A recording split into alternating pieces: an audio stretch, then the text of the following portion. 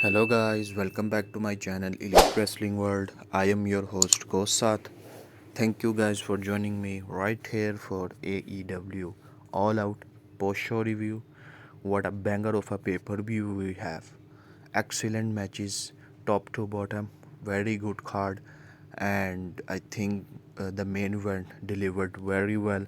Both guys, Kyle Fletcher and Adam Page, look strong. Adam Page retains, and now we move forward towards Adam Page title reign. So let's talk about that. So we start off with Adam Copeland and Christian Cage versus FTR. Dream tag team match for both the teams.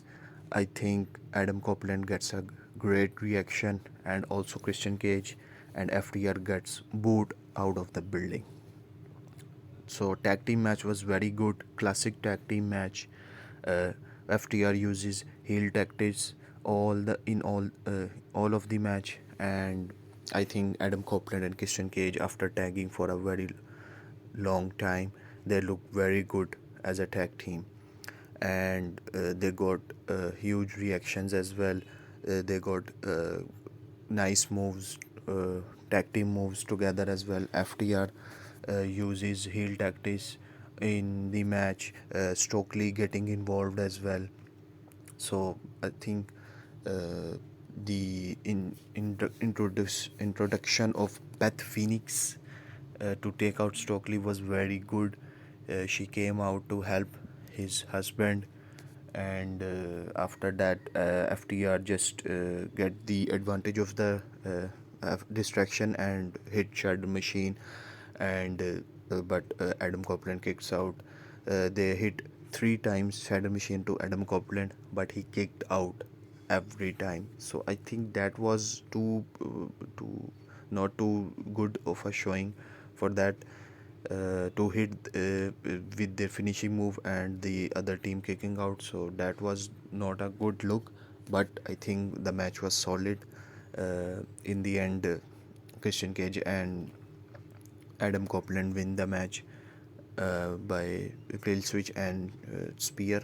So I think that just gave them a win in their hometown. So that was okay to give them the first match, but the actual thing happened after the match. Nick Wayne and Mother Wayne came out. Nick Wayne was on wheelchair, and after that distraction, FTR attacked Beth Phoenix, and they Kip Sabian just handcuffed Adam Copeland to the ring, and FTR gave Beth Phoenix the spike pile driver. I think that looks very brutal, and I think this will keep this rivalry going, and we will get a second or third match to finish this rivalry. But I think that was a very good angle to keep this rivalry going. So in the second match, we got Big Bill versus the returning Eddie Kingston. Eddie looks great. He wore a shirt of Claudio Sucks Eggs, and he was very popular in Toronto. Gets a huge reaction. So that match was standard, nothing too big, because his return, he's returning from an injury, Eddie Kingston. So I think the match looks good, safe, and Big Bill was very good in this match as well. So standard match, and Eddie gets the win as he should in his comeback. And after the match, Big Bill and Brian Keith attacked, and we got Hook coming out and saving Eddie. So I think this could be a tag team run we might get with Hook and Eddie Kingston. So again, this was very good as well.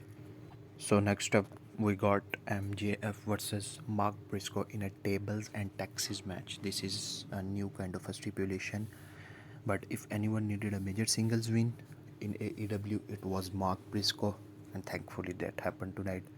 This was the biggest win in his AEW career, and this was a war, as these two bled buckets and have some incredible creative spots involving the decks.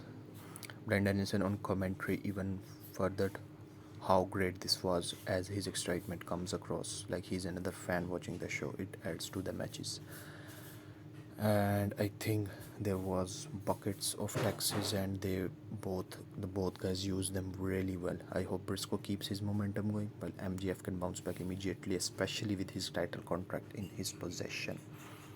Crazy spots in this match, and we saw Tom Storm onto the taxes, and MGF had to pick taxes from his hand, and I think Mark Briscoe dove off the top rope with a froggy bow as the table exploded with taxes raining down in the process. Froggy bow proper connects Jay Driller on the taxes, and Mark Briscoe beats MGF. So this was very brutal and very good match. Next up, we got Hurt Syndicate versus The Demand, Ricochet, and Gates of Agony. A very good trios match, a must win situation for Ricochet and his crew, especially with all the beating they took from Hurt Syndicate in the recent weeks. But even in defeat, this was a very solid showing for Lashley, Benjamin, and especially MVP, who looked good despite not wrestling that often. Fans know how impressive Ricochet is, but this feud needs to continue, and for that, that was a very good result of giving the win to the Demand. So I think that was a great showing for all the six guys, and I think this should continue this feud, and we will get a trilogy from that as well. Ricochet tried a springboard on MVP. MVP went for a playmaker, but Khan chop blocked the leg, and Ricochet hit the spirit gun for the win. So again, very good win for the Demand. Next up is Mercedes Mone versus Riho for the TBS Championship. A very good match, but I don't know if the crowd was tired or they never truly believed Riho had a legit shot of winning this. Maybe a little of both. I will say this was the best Riho has looked since returning to action, getting plenty of near falls, but it did feel like this was only a matter of time before Mane retained. This finish, though, pretty felt flat, but I think both ladies show a good match. I think Mercedes will beat the record of Jade Cargill. Next up, we got Kazuchika Okada, Konosuke Takeshita versus Mascara Dorada for the AEW Unified Championship.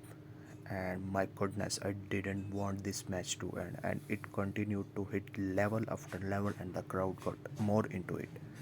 The first half was very standard, one man outside while two went at it, but once that switched to all three involved, this went from an already excellent match to a fantastic battle.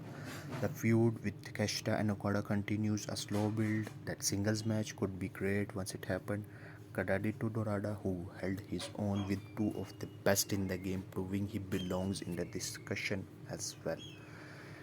And I think Dorada pulled both up and charged onto the into a double big boot, leaving Takeshita and Okada staring at one another before ramping up a forearm exchange.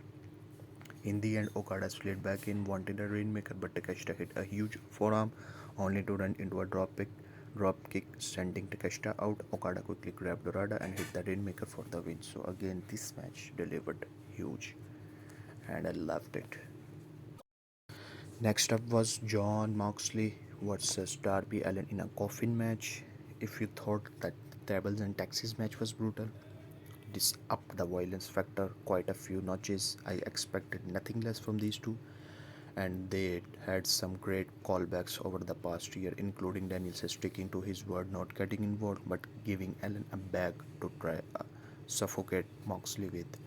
It's not a matter of if Danielson will ever get physically involved in this story, but when, as he tried his best not to try and save Allen. But I think the match delivered very well. We got some crazy near falls, rear naked choke, coffin splashes, the scorpion that drop connects. But we saw what we saw is the returning pack appeared and powerbombed Allen from the ring onto the coffin outside, causing a nasty thud. Quickly throwing him back to the ring, Pack put Allen into a body bag before placing him into the coffin where Moxley kicked the door closed. So Pac is back, and I think this story with Allen and this feud with Allen will continue.